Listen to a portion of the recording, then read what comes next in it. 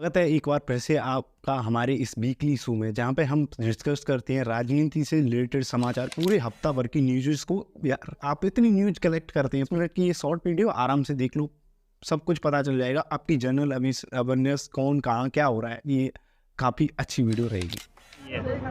खाओ माँ कसम। स्टार्ट करते हैं पॉलिटिकल न्यूज़ के अंदर। पॉलिटिकल न्यूज़ के अंदर सबसे धमाकेदार खबर आई है, वो है इलेक्टोरल बॉन्ड। इलेक्टोरल बॉन्ड ने बीजेपी की पूरी नींव हिला डाली है। मतलब ये मीम्स हैं जो वायरल होने लग रहे हैं यार। अब आप इलेक्टोरल बॉन्ड के जो केस चला सुप्रीम कोर्ट की वजह से, इसकी जो रिलीज की गई लिस्ट, एसबीआई जो हमारी नेशनल बैंक है, स्टेट बैंक ऑफ इंडिया। दरअसल आप एक तरह से समझिए इस क्रोनोलॉजी को, मैं आपको समझाता हूँ। दरअसल होता कुछ यूँ है, जो जब 2017 से पहले पार्टियों को, जब किसी भी पार्टी को कोई चंदा देता है, मतलब वैसे तो आप अपने आस पड़ोस में किसी को पूछेंगे कि भाई आप अपनी फेवरेट पार्टी को कितना रुपया देना चाहोगे, तो वो गाली के अलावा क्या ही देना चाहेंगे।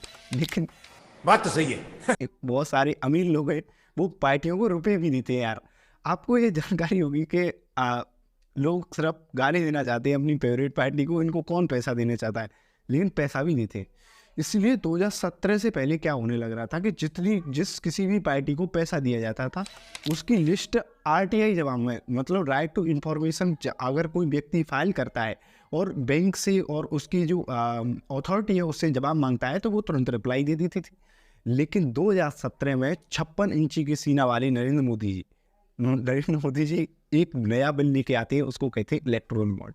अब आसान शब्दों में समझिए इलेक्टोरल बॉन्ड क्या है। इलेक्टोरल बॉन्ड ये है कि डायरेक्ट किसी पार्टी को रुपया न दे करके आप एक काम करिए कि एसबीआई के पास में जाइए। जैसे मुझे रुपये देने हैं किसी अपनी फेवरेट पार्टी XYZ यानी बीजेपी मान लीजिए। अगर बीजेपी को मुझे चंदा देना है तो मैं क्या करूँगा, जो इंडिया की नेशनल बैंक है, केवल स्टेट बैंक ऑफ इंडिया के पास में जाऊँगा और उनसे कहूँगा कि इतने पैसे हैं, मुझको इलेक्टोरल बॉन्ड दे दीजिए। वो एक नोटिस लिख करके उस पर ले देंगे कि इन्होंने इतने रुपए के बॉन्ड खरीद लिए। अब मैं अपनी जिस किसी भी पार्टी को देना चाहूँगा, उस पार्टी में जा करके उस बॉन्ड को जमा कर दूंगा और वो पार्टी उस बॉन्ड को लेकर के एसबीआई को दे देगी, एसबीआई इतने रुपए दे देगी। इतना कॉम्प्लेक्स स्ट्रक्चर बनाया गया किसके लिए? भ्रष्टाचार छुपाने के लिए यार। मतलब जब आप ईमानदारी से काम कर रहे हैं तो इतना लंबा प्रोसेस बनाने की क्या सब, आम आदमी के चक्कर में तो वैसे ही आसान बातें समझ में नहीं आती हैं, लेकिन इतना कॉम्प्लेक्स स्ट्रक्चर बना दिया गया। जब सुप्रीम कोर्ट में एडीआर करके एक एनजीओ है, नॉन गवर्नमेंटल ऑर्गेनाइजेशन, जिसको गवर्नमेंट नहीं चलाती, कई सारे पत्रकार मान लीजिए, अवेयर सिटीजन मान लीजिए, जागरूक नागरिक, इस पर जभी से हमला होता आ रहा है। मैंने एक वीडियो भी बनाई थी, आप इस वीडियो को देख सकते हैं। इस पर जभी से हमला हो रहा है कि इलेक्टोरल बॉन्ड देश के लिए खतरा है, लेकिन नरेंद्र मोदी जो है एक अकेला शेर, किसी की नहीं सुनता। वो उन्होंने किसी की नहीं सुनी। जब सुप्रीम कोर्ट ने एडीआर डाली तो सुप्रीम कोर्ट ने एडीआर के ब्याह पे ये केस, जब एसबीआई को फटकार लगाई कि आप ये जो इलेक्टोरल बॉन्ड का डेटा पब्लिक को रिलीज करो, ये सबसे बड़ा स्कैम है, तो इसको स्कीम लेकर के इसको गैर संवैधानिक सुप्रीम कोर्ट ने बता दिया है। लेकिन कुछ अंध वक्त अभी भी इसको जस्टिस सही सहराने में ठहरे हुए हैं। मतलब यार इतनी पार्टी के, आप, मैं मानता हूँ अगर आपको किसी भी पार्टी की आइडियोलॉजी अच्छी लगती है तो उसको फॉलो करिए, मतलब इस लेवल तक थोड़ी चले जाना है यार, एक लेवल रहता है। लेकिन मानने को तैयार नहीं है। एसबीआई ने सुप्रीम कोर्ट से कह दिया, मतलब मजाक में मान लो कि लंच के बाद आना। सुप्रीम कोर्ट ने दोबारा से लताड़ा, इन्होंने जब जा करके ये लिस्ट जारी कर दी है, लिस्ट जारी की है। लेकिन इसमें भी एक बड़ा फ्रॉड किया है एसबीआई ने। वो क्या किया है कि दरअसल जो इलेक्टोरल बॉन्ड जो मैं खरीदने गया तो उस पर एक नंबर डिजिट रहती है, 4 डिजिट का एक नंबर रहता है, कोड। वो कोड को हम एक स्पेसिफिक लाइट के द्वारा ही देख सकते हैं, उससे ये पता चल जाएगा कि किस पार्टी में कितने रुपए किसने दिए। लेकिन ये पता नहीं चल पा रहा है। और ये वो वाले कोड के साथ में जिस पार्टी को जिस कंपनी ने, जिस इंडस्ट्रियलिस्ट ने पैसे दिए, उस पार्टी का नाम नहीं आया है। लेकिन मोटा मोटा अंदाजा आ चुका है कि बीजेपी के पास में जितने रुपए गए हैं, 60 करोड़ रुपए बीजेपी के पास में पहुंच गए हैं इलेक्टोरल बॉन्ड के जरिए। और आपको जान करके हैरानी होगी, 5800 से ज़्यादा करोड़ में कैश लिए गए हैं। मतलब 5800 लोग ऐसे हैं जिन्होंने 1-1 करोड़ की इलेक्टोरल बॉन्ड खरीदे एक साथ में। क्योंकि 1 करोड़ से ज़्यादा इलेक्टोरल बॉन्ड खरीदे नहीं जा सकते। कई सारी कंपनियों के ऐसे मतलब नाम आए यार, चौंक गए इस लिस्ट को देख करके कि उसके 2-3 दिन पहले रेड पड़ती है, ईडी जो इन्फोर्समेंट डायरेक्टरेट रेड डालती है, बाकायदा उन पे उनकी कंपनी को गड़बड़ बताती है, गलत काम बताती है। दूसरे तीसरे दिन वो ईडी को वो खरीद लेते हैं, वो उसकी डेट आया है वो खरीद लेते हैं क्या इलेक्टोरल बॉन्ड खरीद करके। अब किस पार्टी को देते हैं आपको तो क्लियर पता रहता है यार किसको देंगे, और जा करके वो पार्टी को कॉन्टैक्ट मिल जाता है, चंदा दो धंधा दो, चंदा दो धंधा दो, इस तरह के मीम्स हो रहे हैं। इस तरह से कई सारी कंपनी, और इसमें भी बहुत बड़ा फ्रॉड किया गया है 10 की, जिसमें 95 लाख का चंदा दिया है। 95 लाख का जिस पार्टी ने चंदा दिया है जुलाई 2023 में, और इसका टर्नओवर 50 से 90 लाख का है।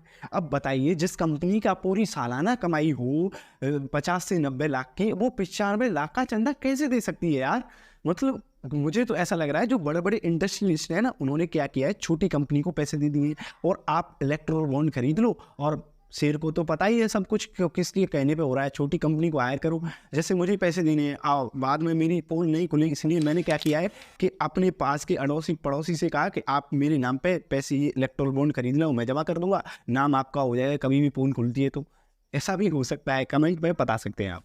इस वीक की सबसे पॉलिटिक्स से भरी हुई न्यूज रही वो है सिटीजनशिप अमेंडमेंट एक्ट लागू कर दिया गया सोमवार से। दरअसल होता कुछ यूँ है कि जो पार्टियां फेवर में हैं, जिस पार्टी को लेकर के आई हैं, वो तो लोगों को कह रहे हैं कि ये मुसलमानों के खिलाफ है, ये वो, इस तरह से प्रचार किया जाएगा। जो आपके विपक्ष में पार्टियां बैठी हैं वो कह रही हैं ये मुसलमानों पर डायरेक्ट अटैक है, लेकिन आपको बेवकूफ़ बनाया जा रहा है। क्लियर। दरअसल जो सिटीजनशिप अमेंडमेंट एक्ट है, दरअसल इससे पहले ये क्या है, एक संशोधन करके जो हमारी पहले नागरिकता अधिनियम 1955 का हुआ करता था, उसमें संशोधन करके 2019 में एक कानून बनाया गया था। कानून तो पास हो गया था लेकिन लागू नहीं किया गया था, लागू सोमवार से कर दिया गया। इसके अंदर होगा कुछ यूँ कि पाकिस्तान, बांग्लादेश, अफगानिस्तान से आए हुए जितने शरणार्थी हैं, रिलीजियस माइनॉरिटी, जो धार्मिक अल्पसंख्यक लोग हैं, अब इन 3 देशों में ऑब्वियसली बात है कि जो धार्मिक अल्पसंख्यक, जो कम संख्या वाले लोग हैं वो हैं, इसमें 6 धर्म के लोगों को माना गया है, हिंदू, सिख, जैन, बुद्ध, पारसी और क्रिश्चियन। इस 6 धर्म के लोग भारत में अगर 2014 से पहले भारत में एंट्री ले ली है तो उनको नागरिकता दे दी जाएगी। अब जो इसके पक्ष वाले लोग हैं वो ये कह रहे हैं कि इसके जो जितने भी धार्मिक अल्पसंख्यक लोग हैं उनका पाकिस्तान, अफगानिस्तान और बांग्लादेश के अंदर उनको प्रताड़ना की जाती है, प्रताड़ित किया जाता है, धर्म के नाम पर उन पर हमले किए जाते हैं।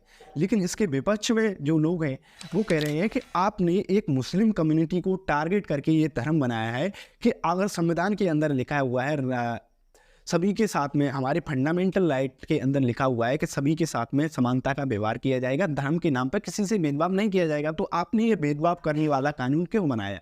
24वीं बात है, ये पॉइंट भी सही पार्टी है, क्या कहेंगे आप, बीजेपी ने भी एक तरह से खेल दिया है। दरअसल जो म्यांमार के अंदर जो बुद्धिस्ट है वो मेजोरिटी कम्युनिटी है, वो बहुसंख्यक है, लेकिन जो माइनॉरिटी अल्पसंख्यक है वो मुसलमान, रोहिंग्या मुसलमान की नॉर्थ ईस्ट के अंदर बहुत बड़ी प्रॉब्लम है।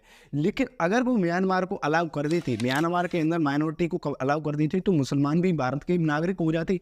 वो ऐसे ही अगर हिंदुओं को अलाउ करती, ये लोगों को भड़काया जा रहा है कि हिंदुओं के लिए बनाया गया है, अगर हिंदुओं को अलाउ करते हैं तो जो श्रीलंकाई तमिल है, जो तमिल श्रीलंका से भाग करके तमिलनाडु और सदर्न इंडिया में शरण लेते हैं, वो भी नागरिक हो जाते, उनको भी आप ऐड कर देते, लेकिन ऐसा नहीं किया गया। क्या सोचते हैं सिटीजनशिप अमेंडमेंट एक्ट के बारे में, कमेंट में तो बता ही सकते हैं। एटलीस्ट यार इस वीडियो को पूरा देखा करो, क्योंकि आपको पूरा वीडियो देखेंगे तभी ये आगे लोगों तक जाती है। वैसे हमारी कंपनी बंद होने वाली है, सो कोई देखता ही नहीं है यार। आपके सामने एक बड़ा सा रेड बटन है,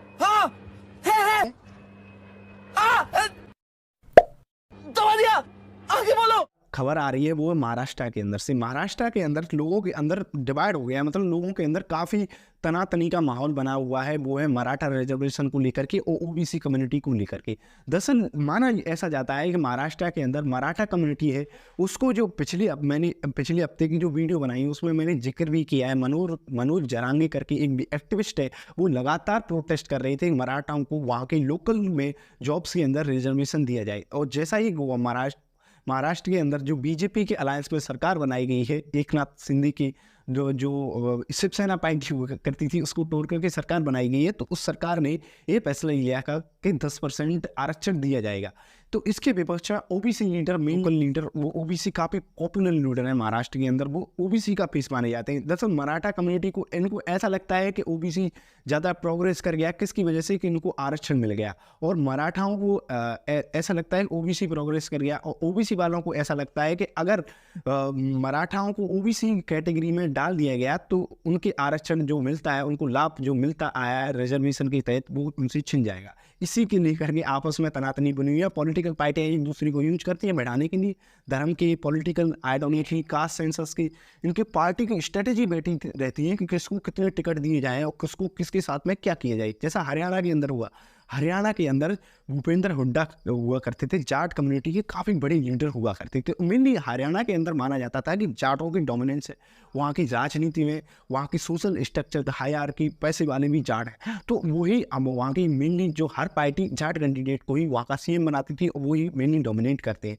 लेकिन बीजेपी ने काफ़ी बड़ी बैकिंग की है, वो है वहाँ के नायब सैनी को का मुख्यमंत्री घोषित कर दिया है। अब सैनी और जो मेनली ओबीसी कैटेगरी के अंदर, मान लीजिए ओबीसी कैटेगरी की जनसंख्या क्या कि अब मतलब नॉन जाट के को सीएम बनाया गया है। उन्होंने काफ़ी हिस्टोरिकल जाट के मतलब डोमिनेंस को कम करने की कोशिश की है। और हरियाणा के अंदर से ये भी वीडियो आई है, देखिए।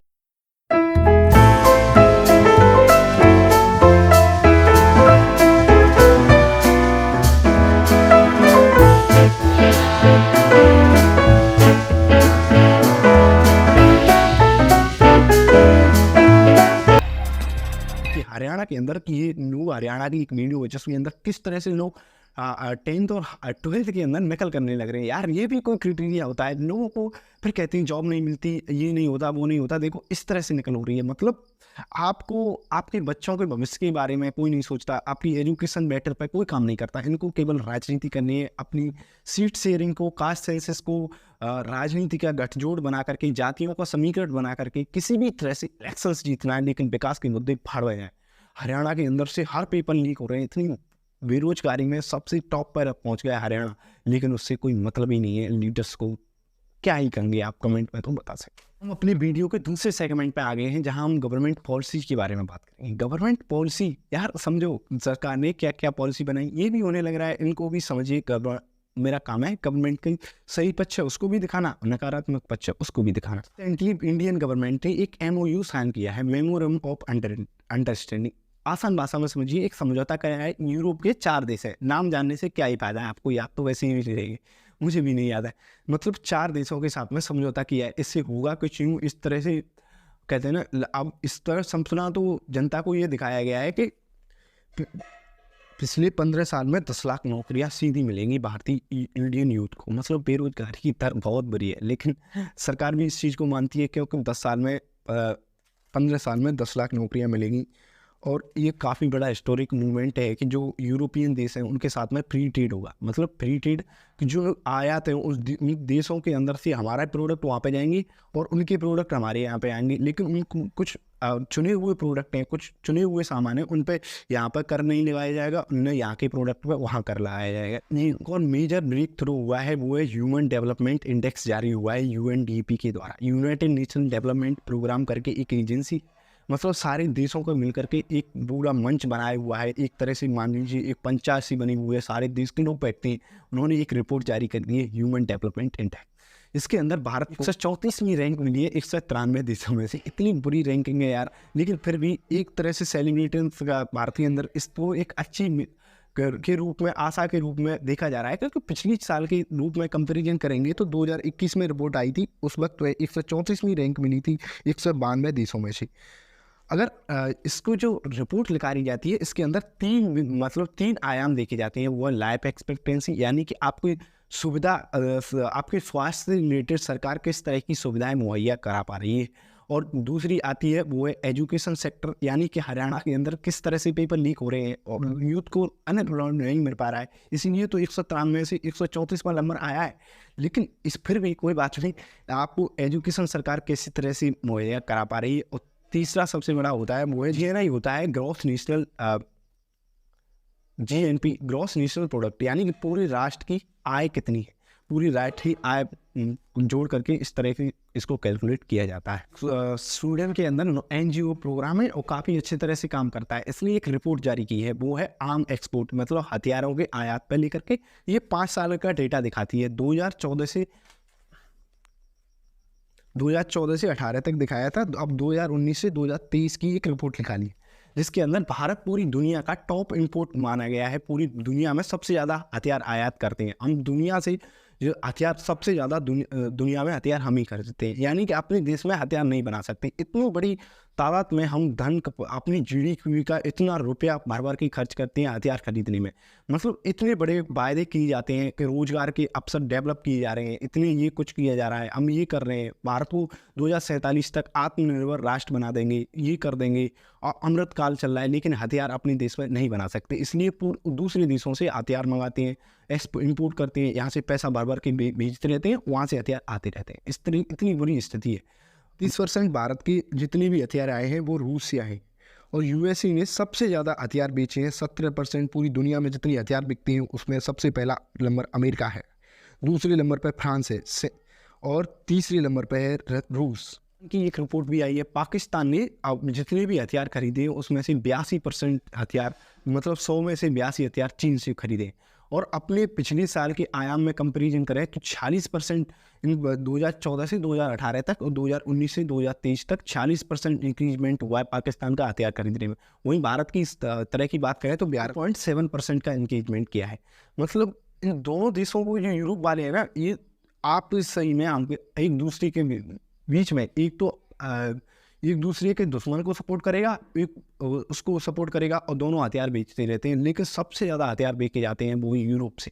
इनके यहाँ क्या था यार, इनको हमने ही किंग बना दिया है और हमको ही आपस में लड़वा झगड़वा करके ये हथियार बेचते हैं, इस तरह की फूट पड़ी हुई है। मंत्री नरेंद्र मोदी ने छत्तीसगढ़ के अंदर महतारी बंधन योजना लॉन्च कर दी है। इस योजना के अंदर जो भी लेडीज़ है जिनकी एज 21 साल से ज़्यादा है या वो 21 साल से उनकी एज ज़्यादा है, उनको 2000 रुपये पर महीने मिलेंगे। यार बल्ले बल्ले हो गया, तो ऑल ओवर इंडिया में कौन नहीं लॉन्च करते, घर में कई सारी लेडीज होती है उनको पैसे मिलेंगे, मतलब कुछ तो हो सकता है। मतलब जिस देश को हम राष्ट्र बनाने की कहते हैं कि देश पूरी दुनिया में हम विश्व गुरु हैं, विश्व गुरु कहने की बात गर्व करते हैं, फ्री में राशन बांटा जाता है, पैसे बांटे जाते हैं, इस तरह की फ्री वाइज जो दी जाती हैं, रेवड़ी कल्चर जो हमारी राजनीति के अंदर हुआ पैसे बांट दो वोट ले लो, इस तरह के इम्पैक्ट से जो लार्ज प्रोजेक्ट पे डेवलपमेंट होता है, हमारा विकास है, वो इम्पैक्ट होता है। इस बात को मानना पड़ेगा आपको यार। वीडियो के तीसरे सेगमेंट पर एंट्री करते हैं जो किसका नाम है पर्सनैलिटी। यहाँ पे हम बात करेंगे जितने भी लोग अच्छे इस वीक में वायरल किए, अच्छा काम करने लगे, ये तो नाचने लग रही है यार, इनको देख के क्या करोगे। मतलब इस तरह का फेमिनिज्म कल्चर आ गया है ना, यूथ को देखो पढ़ने लग रहा है, रील चला रहे हैं भाई साहब, लाइब्रेरी में बैठ के लाइब्रेरी कल्चर स्टार्ट हुआ है, रील देख रहे।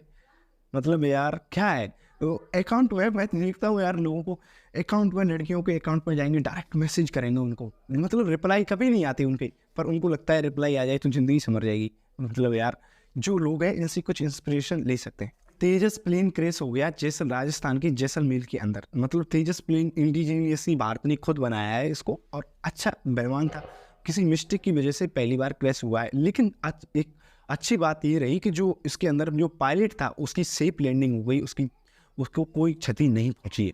इसके लिए एयरफोर्स ने इंक्वायरी कमेटी का ऐलान कर दिया है और वो जांच करेगी किसकी वजह से ये प्लेन क्रैश। अल्मोड़ा जिला उत्तराखंड के अंदर लोगों ने क्या किया है, जो देवदार के वृक्ष हैं ना उन पे मार्किंग कर दिए यार, उनको नाम दे दिए हैं देवी देवताओं पे। करीब 800 से ज़्यादा पेड़ों पे मार्किंग कर दी है कि ये इस देवी है, ये मतलब उस तरह के पेड़ों को किसके लिए, बचाने के लिए यार। हो क्या रहा है कि पेड़ों को वहाँ पे जो रास्ता है वहाँ पे एक ज्योतिर्लिंग शिव जी का माना जाता है, ज्योतिर्लिंग के लिए रास्ते बनाने के लिए जो स्टेट गवर्नमेंट है उन्होंने पेड़ों को काटने का ऑर्डर दिया। इसको बचाने के लिए वहाँ के लोकल्स पीपल ने उनको एज ए वर्ड बना करके पूजना स्टार्ट कर दिया यार। अच्छा इनिशिएटिव है। हमारी प्रकृति, वैसे ही हम क्लाइमेट क्राइसिस से जूझ रहे हैं, हम जितनी परिवर्तन आने वाले हैं ना, आने 10-20 सालों में भयंकर तबाही आने वाली है। बेमौसम इतना रुख बदल सकता है, प्रकृति कितनी भयानक हो सकती है। आपने कोरोना काल में देख लिया था, पूरी दुनिया तहस नहस कर दी थी प्रकृति की एक तबाही ने।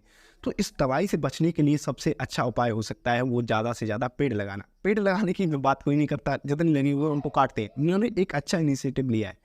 स्केट करके महाराष्ट्र के अंदर एक लेडी है जो आंटी स्केट के नाम से पॉपुलर है, उनका नाम है उर्वी रॉय। इन्होंने कम से कम 40-42 साल की उम्र में साड़ी पहन करके स्केटिंग करना शुरू किया। मतलब स्केटिंग होती क्या है कि लोग क्या है ना, अपने पैरों के अंदर टायर से लगा करके, अपने पैरों के अंदर थोड़े छोटे छोटे पहिए लगा करके काफ़ी तेज़ी से स्पीड में अपनी बॉडी का बैलेंस बना करके दौड़ते हैं।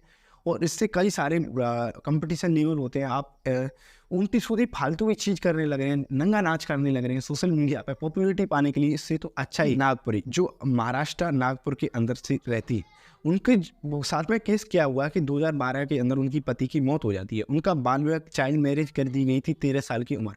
अब उनके बच्चों की जिम्मेदारी उनके सर पे आ जाती है। लेकिन उन्होंने क्या किया है कि अपने कोर्ट से लड़ करके अपने पिता की प्रॉपर्टी में से हिस्सा ले लिया है। आप कई सारी ग्रामीण महिलाओं को पता नहीं रहता यार कि आपकी जो पेरेंट की प्रॉपर्टी है, आपके भाई को जितना प्रॉपर्टी का हक दिया जा रहा है उतना ही अधिकार आपका बनता है, आप उसको कोर्ट के द्वारा ले सकते हैं। उन्होंने आप इनके भाई ने काफ़ी कोशिश की, लेकिन कोर्ट ने इनको इनकी प्रॉपर्टी में, अपने पिता की प्रॉपर्टी में हिस्सा दिलाने में इनकी मदद करी है। सेगमेंट जिसमें हम एंटर करने वाले हैं वो है पब्लिक में क्या होने लग रहा है यार। मंदसौर MP के अंदर एक डिस्ट्रिक्ट है, वहाँ के अंदर होता कुछ यूँ है, अपने 2 बच्चे, एक बेटा और बेटी के साथ में फांसी पे लटक जाता है। किस लिए? क्योंकि 1 महीने पहले उसकी पत्नी को नंगा करके कुछ लोगों ने मिल करके, कुछ पैसे वाले लोगों ने मिल करके, सामंतवादी विचारधारा के लोगों ने, हाई कास्ट के लोगों ने मिल करके उसकी पत्नी को इतनी जोर से पीटा था नंगा करके, उसकी इतनी बेइज्जती हुई। इसके लिए प्रशासन ने उन पे ये आरोप लगाए, प्रशासन ने उचित कार्रवाई नहीं की, जिसकी वजह से 3 जान चली गई। मतलब प्रशासन यार क्या होता है, पुलिस सिस्टम इतना वो क्या कहें मैं, आप तो सब पता ही है डेली आप अपने आसपास के केसेस देखते हैं कितना, क्योंकि सब पेड़ पे लटके हुए मिलते हैं। मतलब वो क्या करती है, कानपुर के अंदर ईंट भट्टे के अंदर काम करने जाती है। एक ठेकेदार उनको काम करने के लिए लेकर के जाता है। एक मतलब एक चाचा की लड़की थी और एक उसकी अपनी एक लड़की थी उसकी, ये दोनों लड़कियां जाती हैं। उनको कोई बलात्कार करता है, वो ठेकेदार बुला के ले जाता है, उसी का लड़का बलात्कार करता है। बलात्कार करके ये अपनी, जब कहती हैं कि हम अपनी घर बताएंगे, तो इनके पिता और उसको मारने की धमकी देता है। उनकी वीडियो भी बना लेता है, वायरल किए ये मुझे पता नहीं है, लेकिन उनकी वीडियो बना करके वायरल करने की धमकी देता है। इसी प्रेशर में आकर के ये दोनों लड़कियां सुसाइड कर ली थी।